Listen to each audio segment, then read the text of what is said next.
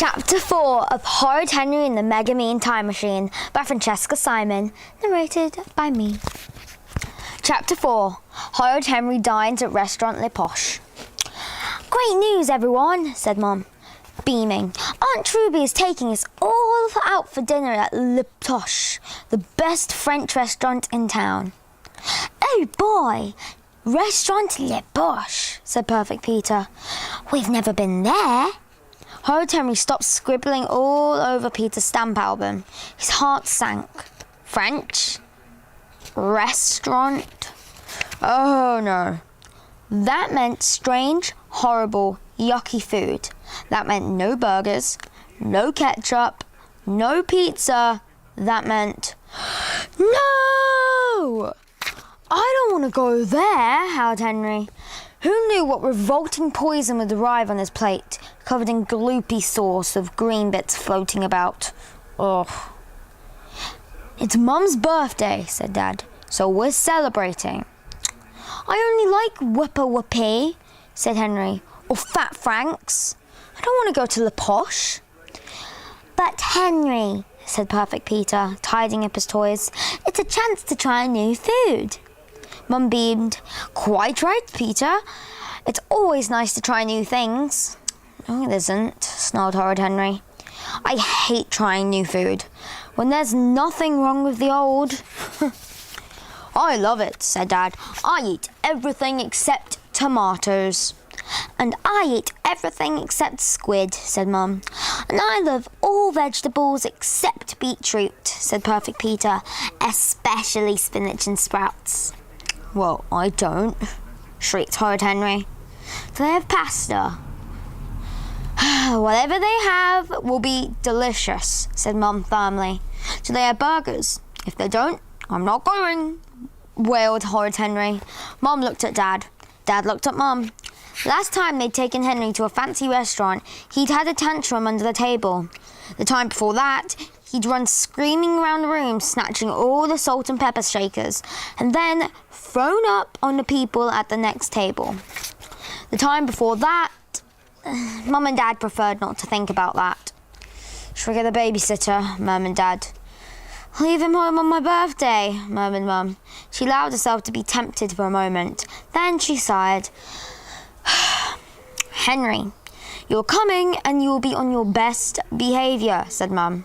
"Your cousin Steve will be there. You won't want Steve to make a fuss, would you?" The hairs on the back of Henry's neck stood up. Steve. Stuck up Steve. Horrid Henry's arch enemy and world's worst cousin. If there was a slimier boy than Steve slithering around, then Horrid Henry would eat worms. Last time they'd met, Henry had tricked Steve into thinking there was a monster under his bed. Steve had sworn revenge. There was nothing. Steve wouldn't do to get back at Henry.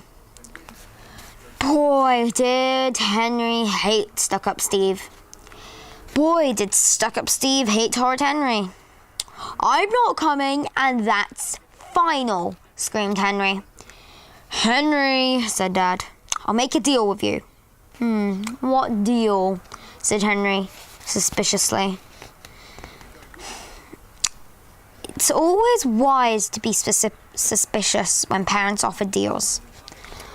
"I want you to be pleasant and talk to everyone, and you will eat everything on your plate, like everyone else, without making a fuss. If you do, I'll give you £2.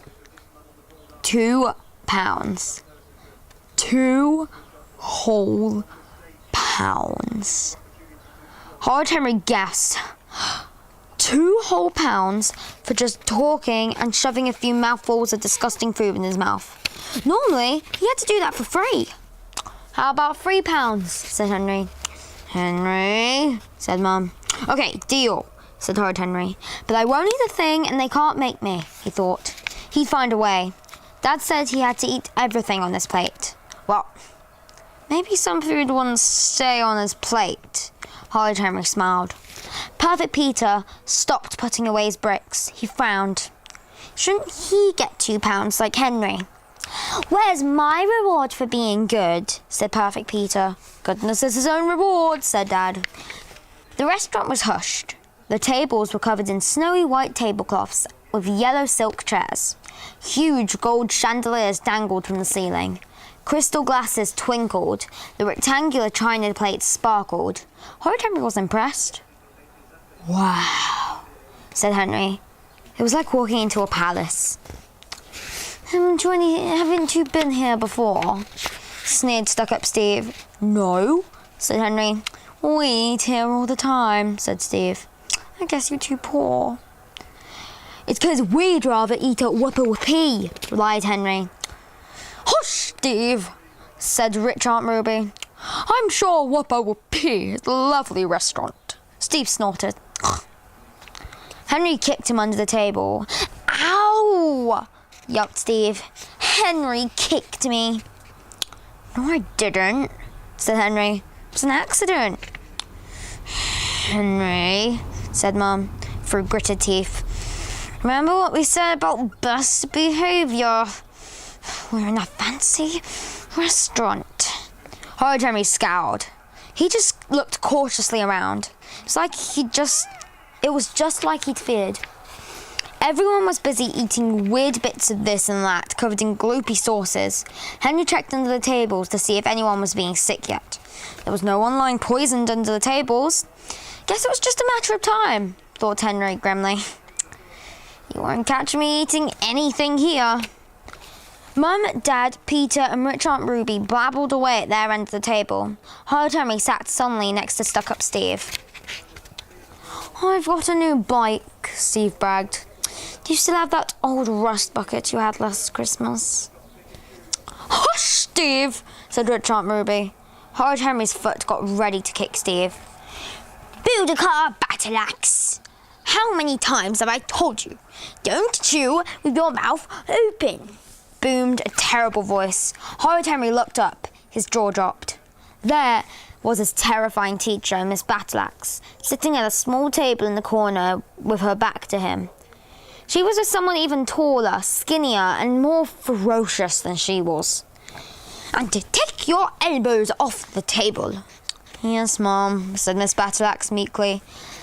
Henry could not believe his ears. Did teachers have mothers? Did teachers ever leave the school? Impossible. "Build a car. Stop slouching." "Yes, Mom," said Miss Battleaxe, straightening up a fraction. "So, what's everyone having?" beamed Aunt Ruby. Horrid Henry tore his eyes away from Miss Battleaxe and stared at the menu. It was completely written in French. "I recommend the mussels," said Aunt Ruby. "Mussels? Ugh!" shrieked Henry. "Or the blah, blah, blah, blah." Aunt Ruby pronounced a few mysterious French words. "Maybe," said Mum. She looked a little uncertain. "Maybe," said Dad. He looked a little uncertain. "You order for me, Aunt Ruby. I will eat anything." Horrid Henry had no idea what food Aunt Ruby had suggested, but he knew he hated every single thing on the menu. "I want a burger," said Henry. "No burgers here," said Mum firmly. "This is Restaurant Le Poche." "I want a burger," shouted Henry. Several diners looked up. "Don't be horrid, Henry. I can't understand this menu," screamed Henry. "Calm down this minute, Henry," hissed Dad. "Or no £2. Mum translated. "A tasty, something on the bed of roast something with a something sauce." "Sounds delicious," said Dad. "Wait, there's more," said Mum. "A big piece of something enrobed with something cooked in something with carrots." "Right, I'm having that," said Dad. "I love carrots." Mum carried on translating. Henry opened his mouth to scream. "Why don't you order trepe?" said Steve. "What's that?" asked Henry suspiciously. "You don't want to know," said Steve. "Try me," said Henry. "Intestines," said Steve. "You know, the wriggly bits in your stomach." Horrid Henry snorted. Sometimes he felt sorry for Steve. Did Steve really think he'd fallen with that old trick? Trepe was probably a fancy French word for spaghetti, or trifle. Or you could order escargot, said Steve. I dare you. What's escargot? Said Henry. Stuck-up Steve stuck his nose in the air. Oh, sorry, I forgot you don't learn French at your school. I've been learning it for years. Whoopee for you, said Horrid Henry. Escargot is snails, stupid, said Stuck-up Steve. Steve must think he was a real idiot, thought Horrid Henry indulgently. Snails? In a restaurant? As if. Oh yeah, right, you big fat liar, said Henry. Steve shrugged. Too chicken, eh? He sneered. Cluck, cluck, cluck. Horrid Henry was outraged. No one called him chicken and lived. Of course not, said Horrid Henry. I'd love to eat snails. Naturally, it would turn out to be fish or something in a really smelly, disgusting sauce. But so what? Escargot could hardly be more revolting than all the other yucky things on the menu. Steve would have to try harder than that to fool him. He would order so-called snails, just to show Steve up for the liar he was. Then, wouldn't make fun of stupid old Steve. And what are we having tonight? Asked the French waiter. Aunt Ruby ordered. An excellent choice, madame, said the waiter. Dad ordered. The waiter kissed his fingers. Magnifique, monsieur. A specialty, Mum ordered. Bravo, madame. And what about you, young man? The waiter asked Henry. I'm having escargot, said Henry. Said the waiter. Monsieur is yummy. Horrid Henry wasn't sure he liked the sound of that. Stuck-up Steve snickered. What was going on? Thought Horrid Henry. Boudicca, eat your vegetables. Yes, Mum. Boudicca, stop slouching. Yes, Mum, snapped Miss Battleaxe. Boudicca, don't pick your nose. I wasn't, said Miss Battleaxe. Don't you contradict me, said Mrs. Battleaxe. The waiter reappeared, carrying 6 plates covered in silver domes. Voila, he said, whisking off the leaves with a flourish. Bon appetit! Everyone peered at their elegant plates. Ah, said Mum, looking at her squid. Ah, said Dad, looking at his stuffed tomatoes. Ah, said Peter, looking at his beetroot mousse. Horrid Henry stared at his food. It looked like it couldn't be. Oh my God, it was snails. It really was snails. Squishy, squashy, squidgy, slimy, slivery, slippy snails. Still in their shells, drenched in butter. But unmistakably snails, Steve had tricked him. Horrid Henry's hands reached out to hurl the snails at Steve. Stuck-up Steve giggled. Horrid Henry stopped and gritted his teeth. No way was he giving Steve the satisfaction of seeing him get into trouble. He'd order snails and he'd eat snails. And when he threw up, he'd make sure it was all over Steve. Horrid Henry grabbed his fork and plunged, and he closed his eyes and popped it in his mouth. Horrid Henry chewed, some more. Said Horrid Henry. He popped another snail in his mouth, and another. Yummy, said Henry. This is brilliant. Why hadn't anyone told him that Le Poche served such thrillingly revolting food? Wait till he told Rude Ralph. Stuck-up Steve looked unhappy. How's your maggot sauce, Steve? Said Henry cheerfully. It's not a maggot sauce, said Steve. Maggot, maggot, maggot, whispered Henry.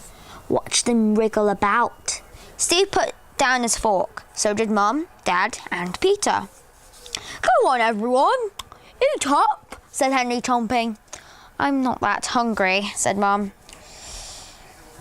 You said we had to eat everything in our plate, said Henry. No, I didn't, said Dad, weakly. You did too, said Henry. So, eat.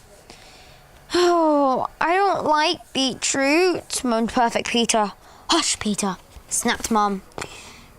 Peter, I never thought you were a fussy eater, said Aunt Ruby.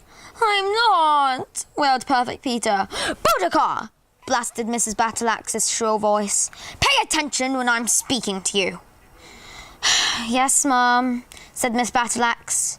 Why can't you be as good as that boy? Said Mrs. Battleaxe, pointing to Horrid Henry. Look at him, sitting there, eating so beautifully. Miss Battleaxe turned round and saw Henry. Her face went bright red, then purple, then white. She gave him a sickly smile. Horrid Henry gave her a polite wave. Oh boy.